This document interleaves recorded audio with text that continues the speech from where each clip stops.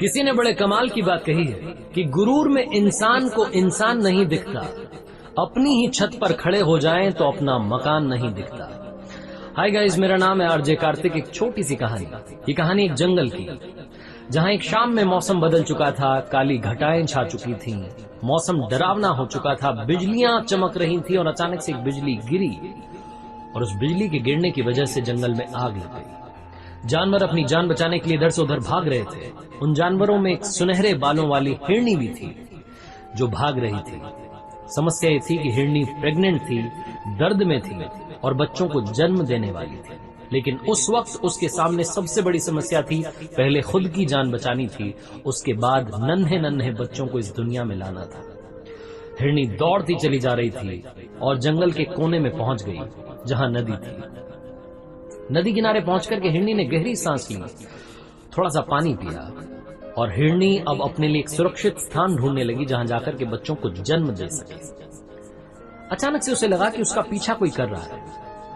उसने तिरछी नजरों से देखा तो मालूम चला कि झाड़ी के पीछे छुप करके एक शिकारी बैठा था जो अपनी बंदूक में गोली भर रहा था और इंतजार में था कि कब वो निशाना लगाए हिरनी पर और उसे मार करके ढेर कर दे। हिरनी को समझ नहीं आया कि क्या हो रहा है। जंगल में आग लगी हुई है, इस तरफ शिकारी आ गया है। हिरनी अपनी जान बचाने के लिए भागने के लिए तैयार हुई, डायरेक्शन बदलने ही वाली थी कि जैसे ही वो पलटी उसे दिखाई दिया एक खूंखार शेर।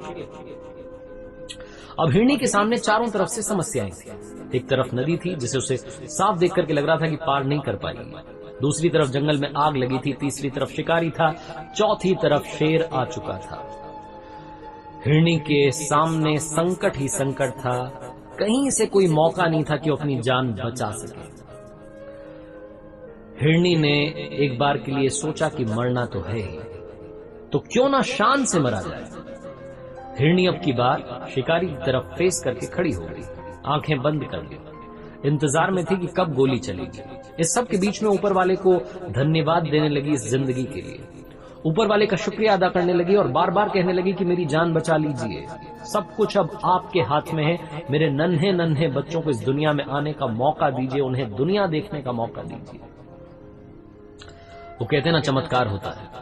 जंगल में आग लगी हुई थी, अचानक से चिंगारी उछली और जाकर के शिकारी की आंख में लगी। शिकारी ने जैसे ही गोली चलाई, गोली तो चली लेकिन आंख में जब वो चिंगारी उछल के लगी तो वो निशाना भटक गया और गोली हिरनी की जगह जाकर के शेर को लगी। शेर घायल होकर के जमीन पर गिर गया। शिकारी की आंख में आग उछल के पहुंची थी, चिंगारी उछल के पहुंची थी, अपनी आंख बचाता हुआ शिकारी वहां से भाग गया। शेर जमीन पर था, शिकारी भाग चुका था। अचानक से मौसम बदला, हल्की हल्की बूंदें आसमान से गिरने लगी, बारिश होने लगी, जंगल की आग धीरे धीरे बुझने लगी और हिरनी ने उस सुहावने मौसम में नन्हे नन्हे बच्चों को जन्म दे दिया। छोटी सी कहानी है लेकिन बहुत बड़ी बात सिखाती है। हम में से कई सारों के सामने ये हिरनी वाला सीन होता है, हम सब चारों तरफ से संकट से घिर जाते हैं, हमें समझ नहीं आता कि जिंदगी में अब क्या करें।